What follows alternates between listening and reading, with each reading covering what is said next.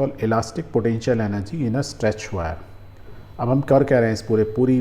Book chapter में हमने क्या किया, या तो हमने किसी चीज़ को पुल किया या उसको कंप्रेस किया, यही करने की कोशिश की। तो जब हम किसी वायर को पुल करते हैं तो होता क्या है, जैसे एक वायर है जिसकी लेंथ L है, मैं उसको खींचता हूँ तो उसकी थोड़ी सी लेंथ बढ़ गई। जब हमने उस पर F फोर्स लगाया,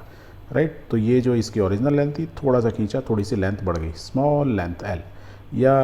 और इसका यदि क्रॉस सेक्शन देखोगे, suppose it is a circular हो सकता है, रेक्टेंगुलर, तो A is a cross section. Cross section means मैं ऐसे यहाँ से काटूँ तो ऐसा दिखेगा।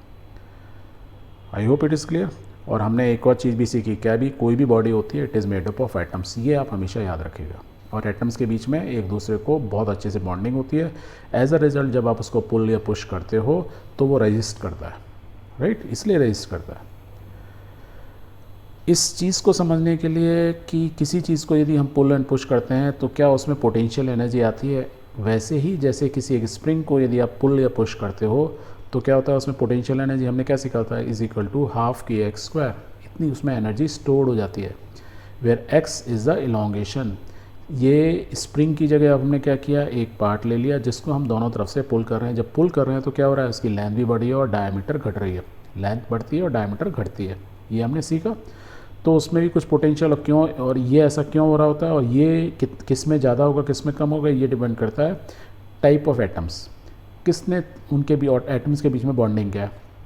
यहाँ तो स्प्रिंग में क्या है, इसका डिज़ाइन है, इस डिज़ाइन की वजह से जब हम इसको पुल करते हैं तो उसमें पोटेंशियल एनर्जी स्टोर्ड हो जाती है। स्टोर्ड एनर्जी इसको मतलब पोटेंशियल एनर्जी, क्योंकि जैसे ही हम ये फोर्स हटाएंगे वो वापस अपनी ओरिजिनल पोजीशन ले लेगा। एग्जैक्टली सेम वे में मेटल्स को भी केसेस में यदि आप पुल करके छोड़ोगे, क्योंकि ये सब कुछ माइक्रोन लेवल पर होता है, हमें दिख नहीं रहा होता है, क्यों हो रहा था, वो अपनी ओरिजिनल शेप ले लेता है, क्योंकि एटम्स के बीच में, डिफरेंट एटम्स के बीच में या सिमिलर एटम्स के बीच में ऐसे ले लें, उनके बीच में फोर्स ऑफ अट्रैक्शन होता है, तभी तो बॉन्डेड बना के रहते हैं, नहीं तो भाग जाए, लड़ाई झगड़े हो भाग जाएंगे दूर दूर, राइट। और जब ऐसा होगा दैट मीन्स इसमें भी कुछ एनर्जी स्टोर होती है, and that is what is called elastic potential energy. And why we call it elastic, we will come to know, because they behave like an elastic body. जैसे elastic होती है, रबड़ band की तरह काम करते हैं।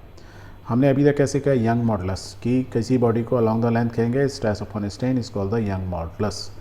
Stress is force per unit है, strain is change in length upon original length, ये हमने सीखा था। So where Y is the modulus of elasticity, तो एक बॉडी जिसकी लेंथ L है, उस पर F फोर्स लगाया, y is the young modulus, और ये फार्मूला मालूम है, तो we can say from Hooke's law, and that is called stress is directly proportional, यही तो हुक्स लॉ है y, तो y is equal to F force per unit area, change in length upon original length, तो this is the formula, ये बोल सकते हैं, okay.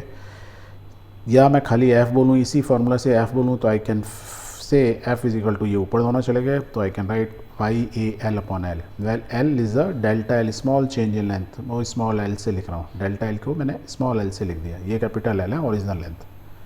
तो L is the length, this is L। या इसको मैं ऐसे भी लिख सकता हूँ,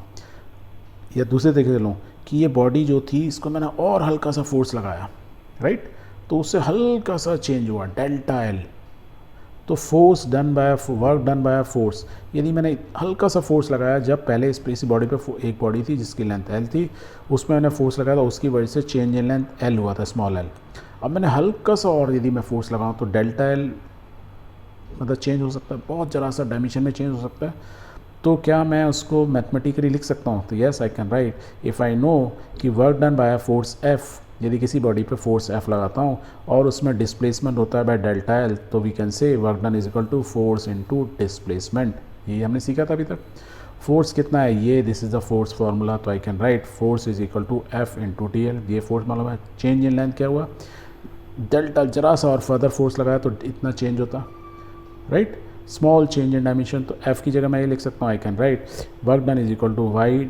ये means YAL upon L into delta DL, small change.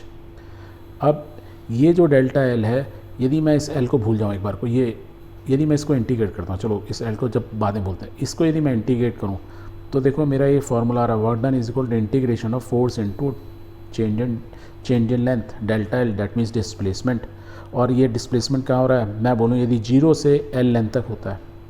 अब ये इनिशियल लेंथ थी, उस पर मैंने फोर्स लगाया, तो फोर्स लगाने से क्या होती, L लेंथ चेंज हुई थी, है ना, ये तो मैं डेल्टा L से आपको समझाने की कोशिश कर रहा हूँ।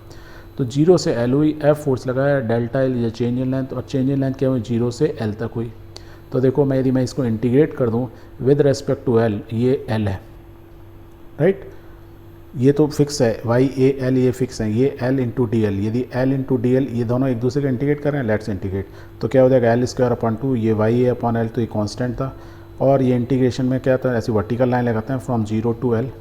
दैट मीन्स पहले एल रखूँ और माइनस इससे कर दूँ, तो इसको यदि आप रखोगे तो फार्मूला क्या होगा, work done by force L, यदि मैंने इस बॉडी जिसकी लेंथ एल थी उस पर एफ फोर्स लगाया, राइट, और उसमें चेंज इन लेंथ एल हुआ, तो वर्क डन कितना होगा, Y A L square upon 2 L. और जब हम वर्क डन की बात कर रहे हैं तो ध्यान से देखो, हमने स्प्रिंग को पुल किया या इस बॉडी को पुल किया, ऐसे दिखाएं या इस बॉडी को ऐसे करके दिखाएं, किसी रॉड को दोनों तरफ से करें या एक तरफ से, क्या मतलब देखिए। तो जब भी हम किसी चीज़ को पुल करते हैं तो उनके इंटर एटॉमिक एटम्स एक दूसरे अपार्ट होने की कोशिश करते हैं, एज अ रिजल्ट उसमें potential energy as a store हो जाती है, क्योंकि अब हम काम कर रहे हैं, हम क्या काम कर रहे हैं, हम एक्सटर्नल फोर्स लगा के एटम्स टू एटम का डिस्टेंस बढ़ाने की कोशिश कर रहे हैं और वो उसको रेजिस्ट कर रहे हैं, तो जो रेजिस्टेंस होगा वो एज अ स्टोर्ड हो जाएगा as a potential energy. Elastic क्यों बोल रहे हैं, क्योंकि body is behaving like a elastic thing. यहाँ तक क्लियर। सो तो ये वर्क डन हुआ is equal to this much is basically stored energy हो गई। अब इस वर्क डन के फॉर्मूला को थोड़ा सा अरेंज करते हैं। देखो इसको हम यदि अरेंज करें तो I can write work done is equal to half, ये 2 था अब हाफ लिख सकते हैं, इनटू वाई है वाई लिख दिया, और क्या लिख सकते हैं, देखो एल अपॉन एल मीन्स ये एल अपॉन एल है, इसको एल अपॉन एल का स्क्वायर, दैट मीन्स मैंने यहाँ एक एल कम था, यहाँ तो एक ही था, यहाँ मैंने क्या एल स्क्वायर दो, दैट मीन्स मैं ऊपर एक एल लिखना पड़ेगा मेरे को, तो बचा क्या था ए और उसके साथ एल, ऐसे लिख सकते हैं, यहाँ तो कोई फ़र्क नहीं। ओके, क्यों लिखा मैंने, ध्यान से देखो, दोबारा देखते हैं। हाफ वाई मीन्स क्या है, young modulus, L upon L means change in length upon origin, that means strain का स्क्वायर, ए एल मीन्स क्या, देखो area of the cross section into length, किसी चीज़ का एरिया और लेंथ से मल्टीप्लाई करो तो वॉल्यूम, तो this is volume of the wire. So work done, किसी वायर को यदि मैंने पुल किया तो आई कैन से उसमें कितनी पोटेंशियल एनर्जी स्टोर है, half into Young modulus into strain का square into volume of the wire. अब ध्यान से देखो ये ऊपर यंग्स मॉडुलस क्या होता है, stress upon strain,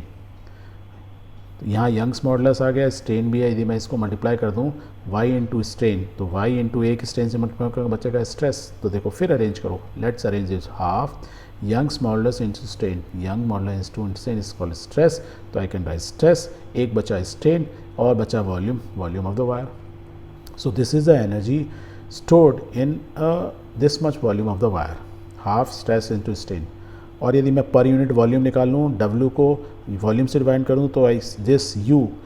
it is represent by U, work done divide by volume, तो इसको हाफ स्ट्रेस इंटू स्ट्रेन, या उसको बोला जाता है elastic potential energy per unit volume of the wire बोल सकते हैं, which is represent by U। तो U इज इक्वल टू कितना, हाफ स्ट्रेस इंटू स्ट्रेन, याद रहेगा, और half stress into strain U is equal to क्या होता है, हाफ स्ट्रेस, सिग्मा से नोट करते हैं, देखो सिग्मा स्ट्रेन को जाइज इससे, तो इससे हमने लिख दिया एप्सिलॉन, राइट, तो U is equal to half, ये आपको याद, ये वाला फॉर्मूला ऐसे याद नहीं है ना, तो बस याद रखो, तो potential energy stored per unit of wire या per unit volume of the wire is equal to half stress into strain, ये आपको याद रखना है। जैसे स्प्रिंग का याद है, हाफ के एक्स स्क्वायर, के is the string constant, x is the change in dimension, जितना भी इलोंगेशन हुआ, right, that is called the potential energy. ये हमने निकाला था, ड्राइव किया था, एग्जैक्टली ये भी हाफ याद रहेगा, के एक्स स्क्वायर था, इसमें बस स्ट्रेस इंटू स्ट्रेन, इतना याद रहेगा। So this is called the elastic potential energy in a stretch wire. I hope this is clear.